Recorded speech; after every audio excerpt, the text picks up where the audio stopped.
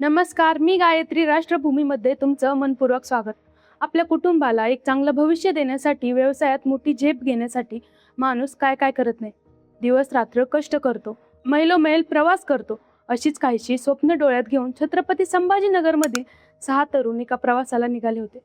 कुणाला माहीत होतं की हा प्रवास त्यांच्या आयुष्याचा शेवटचा प्रवास ठरेल. बुधवारची रात्र, वेळ साधारण 12 वाजताची होती. छत्रपती संभाजीनगरमधील हे व्यावसायिक तरुण मोबाईल ॲक्सेसरीज आणण्यासाठी दिल्लीला जाण्यास निघाले. कार मालक रवींद्र काळे स्वतः त्यांची 7 सीटर कार चालवत होते. सोबत त्यांचे 5 मित्र होते. हसत खेळत व्यवसायाच्या गोष्टी करत कार मध्य प्रदेशच्या दिशेने धावत होती. गुरुवार उजडला. सकाळी 11च्या सुमारास त्यांची कार मध्य प्रदेशातील मंदसौर जवळून जाणाऱ्या दिल्ली मुंबई 8 लेन एक्सप्रेस वेवर पोहोचली. पण अचानक तित्रोत शिवारात चालकाचे कारवरील नियंत्रण सुटले आणि एका अवजड ट्रकवर कार पाठीमागून जाऊन प्रचंड वेगाने धडकली.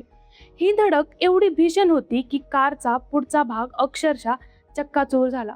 कारचं बोनेट सीटपर्यंत मागं सरकलं होतं. आजूबाजूच्या वाहन चालकांनी आणि स्थानिकांनी तात्काळ मदतीसाठी धाव घेतली.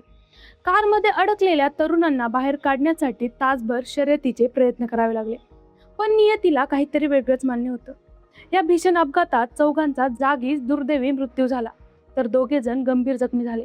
या अपघातात 28 वर्षाचे रवींद्र काळे, 30 वर्षाचे संदीप बोरसे, 37 वर्षाचे सचिन गजबारे आणि 46 वर्षाचे राजेंद्र कवडे यांनी आपली प्राणाची आहुती दिली. तर अब्दुल खलील आणि उमर इस्माईल जहागीरदार हे गंभीर जखमी झाले.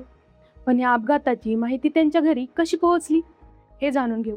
कार मालक रवींद्र काळे यांचा मोबाईल अपघातानंतर सुस्थितीत सापडला. पोलिसांनी तो मोबाईल उचलला आणि त्यावर झालेल्या शेवटच्या नंबरवर कॉल केला.